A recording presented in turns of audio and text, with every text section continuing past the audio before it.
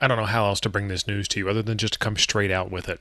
In an unprecedented Saturday news release, the FCC has announced that Morse code, also known as CW, will no longer be allowed on the ham radio bands.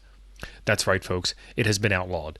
It's considered to be encrypted by modern day standards with a bunch of operators who, owing to the removal of the code requirement, no longer know how to do Morse code or CW. Frequently, when you tune to the CW portions of the ham bands, you can see that they're fairly empty. Especially on Wednesday mornings, you can see that these are just not in use at all. And quite frankly, I'm surprised that it took this long for the FCC to remove this requirement from the bands. Politicians have been up in arms about this for just as many months here in recent times. One figurehead was reported as saying, it's just a bunch of E's and T's. There has been no replacement announced.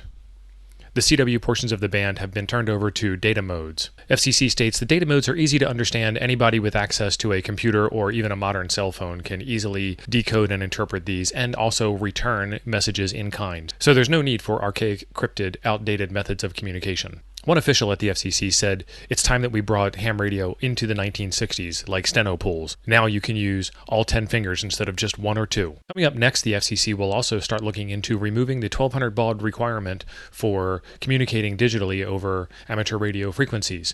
It will soon take us from the 1960s to the 1990s. This will be fantastic news for us ham radio operators. We'll be able to operate with faster means of data communication. This has been an April Fool's News Network special report. Please stay tuned for further updates as this story unfolds.